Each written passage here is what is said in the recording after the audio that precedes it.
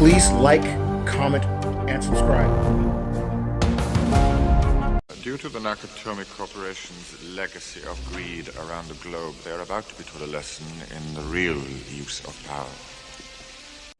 Hans Gruber, the titular and iconic villain of the 1988 box office classic Die Hard. For those very few that aren't familiar with the movie, it's the story of New York police officer John McClane, who is trapped in a Los Angeles office building by terrorists on Christmas and must fight his way through them to rescue the hostages and, more importantly, save his wife, Holly. This movie is a well done example of action in cinema, with a great plot, amazing stunts, and a stellar cast that includes Bruce Willis as the titular protagonist and Alan Rickman as the diabolical Hans Gruber. We're familiar with John's story, but I noticed something probably a lot of people didn't. Namely, very few people thought to ask what Hans's endgame was. Yeah, sure, at the end of the day, Hans's scheme was really a high end robbery, but something always bothered me about that reasoning. Yeah, sure, the Nakatomi Building was a fairly soft target with a lot of money, so yeah, hitting the place makes sense. But the how of it, well, that seems a little off. Who fronted Hans the money and the training to pull this off? Hans had to have a partner, a contact who could put together all the logistics. Yes, Hans was probably independently wealthy and may have fronted some of the money, but for the rest, I think he had to have a partner. So in this video, I want to explore what if Hans Gruber had a silent partner in Die Hard 1? And as an added bonus, there's going to be some very special guest stars. October 8th, 1988. In East Berlin, Germany, Hans Gruber makes a phone call in a phone booth on a street corner. While he waits for the other party to pick up on the other end, he looks at a little black book and frowns in frustration. The phone rings 5, 6, 7 times, and there's still no answer. This offends Hans, not only to his German sensibilities, but he is a creature of precision, and nothing pisses him off more than someone who isn't punctual. He's about to hang up the phone when the other party finally picks up.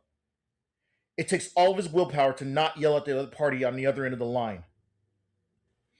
We agreed to 3 o'clock, did we not? Sorry, Herr Gruber, but things happen. This will not work unless we have total precision. Oh, relax, Herr Gruber. Things are going to plan.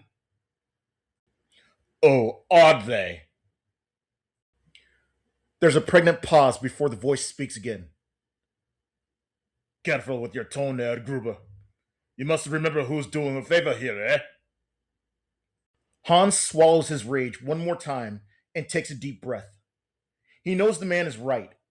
He just hates it. As I recall, we are assisting each other, are we not? If my plan is successful, we all stand to gain. I apologize for my impatience. It's just that there's much hinging on this. The voice on the other end chuckles sardonically. Actually, it's more like a chortle. Gruber, let us not ruin our partnership by a moment's pique. Meet us at 6300 Wilshire Boulevard next Tuesday at 11 a.m. Do not be late. With that, the voice hangs up. Hans looks at the phone in a mixture of annoyance and excitement. He steps out of the phone booth to find Carl and Tony Vresky. So, how is everything? We are go. How are things on your end? We've earmarked the men we need for this. They're crazy enough to do it, Hans, but they're not going to budge unless they're going to get paid. Relax, gentlemen. If things go the way I foresee it, and it will, even after all of the expenses, everyone will live like kings. We go to Los Angeles in the morning. A week later, Hans, Carl, and Tony find themselves stepping out of the car in front of a certain South African consulate in downtown Los Angeles. Carl and Tony find themselves looking at the building in shock. Another man, a black man who's shorter than the other three, wears glasses, smacks his gum as he stares at the building. Here you are, gents, Hans, you sure I shouldn't go in? I'd love to stick it to those apartheid-loving dicks. My dear Theo, as much as I'd love to see the ruckus your very presence would cause, I don't believe they will respect you as we do, due to the present political climate, shall we say. If it were up to them, they'd have me hire another hacker, someone who aligns with their philosophy. Yeah, they're scum. Why align with them in the first place, Hans? Because we need their money and resources, Carl. The weapons and intel we need for this are key for this to work. Nine! We just need balls! No, we need balls and guns and explosives. I do not like it either, but the fact remains that we need them. They are ideologues, while I am a pragmatist. Turning to Theo, he says, besides, we've known each other for too long. Yeah, since '84, right? Man, time flies. When I helped with that job in Berlin, you were the only one who would even touch me with a 10-foot pole after the army kicked me out and to revoke my clearance. You have nothing to thank me for, Theo. We have served each other quite well over the years. Now, I hate to ask it, but please, stay with the car. This won't take long. The three Germans walk into the consulate and make their way to the top floor, where they find seated at his desk Arjun Rudd. Who is the dickhead now, hey? Yes, that's right. That Arjun Rudd. Behind him is his henchman, Peter Vorstedt. It's a pleasure to finally meet you, Mr. Gruber. I heard a lot about you. I believe you know my associate, Mr. Vorstedt. Yes, we met in Lebanon 3 years ago. How do you do, Peter? I'm good, eh? I trust our contact made you feel at home since you've been in Los Angeles. Yes, Mr. Getz has been very accommodating. I thank you very much. No, I thank you. I figured I owed you for that bit of information you gave me a few years ago. You can thank my associate Theo for that, though I doubt you will. Yes, how did that work out anyway? Well, we got the wrong person. We were going for the cop, but instead we got his wife.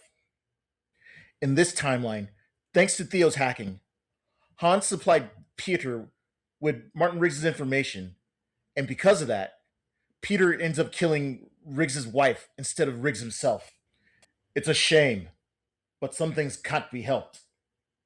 Peter merely shrugs and says, Hey, you did me a favor. Now I do you a favor for arranging this meeting, eh? Please sit down. Let's get down to business. Stay on the plastic! Carl and Tony are shocked by Rudd's admonishment. They look down their feet and they comply with Rudd's weird request. I admit your plan intrigues me, but it is fraught with risk. Why should I risk financing this operation of yours? I am but a simple servant of my government. Come now, Mr. Rudd. You are many things, but you are no mere simple servant of the government. I know that the LAPD and the DEA have made quite the dent in your side business. This is not to mention that you're competing with the Colombians, the Peruvians, and the Mexicans. We haven't even mentioned the local organized crime element here in Los Angeles. As much money as you make, you lose in seizures. This one job could revitalize your operations. Rudd thinks for a second and then says, You have my attention, Mr. Gruber, but the reward has to be worth the risk. How much is the reward? Mr. Nakatomi has $640 million worth of untraceable bearer bonds. Let me say that again to completely clarify the scenario, Mr. Rudd. $640 million. After expenses for the weapons, intelligence, and men, say 50% for you. That is $320 million for both myself and my men to split amongst. And $320 million for you, Mr. Rudd. How is that for a reward? More than enough to revitalize your business. Rudd looks past Hans and his men for a moment, as if in a trance. Then he slowly comes out of his trance and smiles. You must be quite desperate indeed to a chance pulling off something so daring. But I agree, the risk is worth the reward. You have a deal. That concludes this What If. I figured it'd be fun to cross these two properties over since, in my head canon, Die Hard and Lethal Weapon always existed in the same universe. Besides, South African drug lords and ex-German terrorists working together seemed like a no-brainer to me.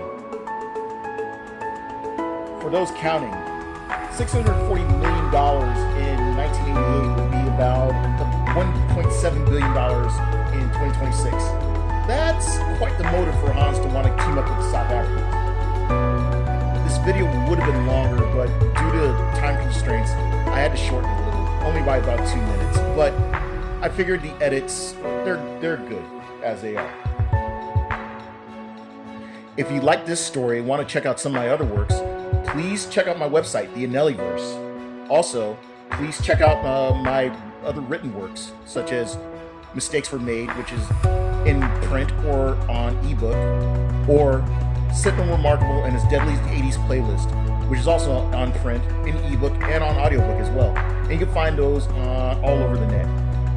Until we meet again in Anelliverse, take care.